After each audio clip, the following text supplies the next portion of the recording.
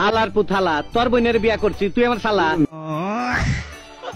এই ছোট্ট কালো হাঁসটি হাঁস হয়ে পুকুরে সাঁতার কাটতে পারে না। बेकार है भैया, मैं तो टूट गया। সাঁতার না জানার দুঃখে জঙ্গলে এসে হাঁসটি বসে বসে কাঁদতে থাকে। তা দেখে জঙ্গলের প্রাণীরা এসে বলে, বাইক না তোমার বডির এই অবস্থা কে? সুইমুই লাও নাকি? রক মক বাইরে গেছে। এরপর হাঁসটি কিভাবে সাঁতার শেখা যায় সাঁতার প্রশিক্ষকের কাছে চলে যায়। আমি বলুম না, আমার শরম করে। अच्छा এটা কোনো সিদ্ধি ফিদ্ধি না, এটা সবজি।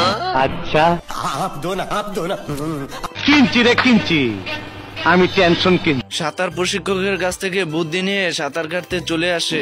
वाओ क्या लड़का है, वेरी हैंडसम बॉय, इससे तो बहुत मजा आएगा। সুটিয়ে লাল করে দেবো, নোংরামি বার করে দেবো।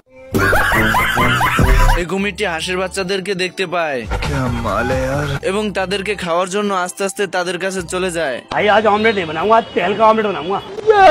ছোট্ট হাঁসগুলোর বিপদ দেখে এই কালো হাঁসটি চলে যায় তাদেরকে বাঁচাতে।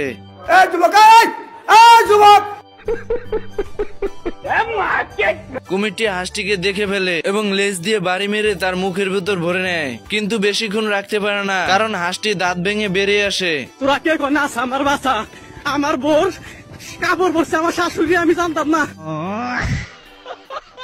এরপর কুমির এসে হাঁসকে কামড়াতে গিয়ে গাছের গুটির ভিতর আটকে পড়ে, কিন্তু কুমির অনেক ছোটাছুটি চেষ্টা করেও বেরোতে পারে না এবং স্রোতের সঙ্গে চলে যায়। এরপর হাঁস আস্তে আস্তে নদীর কূলে চলে যায় তার বন্ধুদের কাছে। তার বন্ধুরা খুশি হয়ে স্লোগান দিতে থাকে।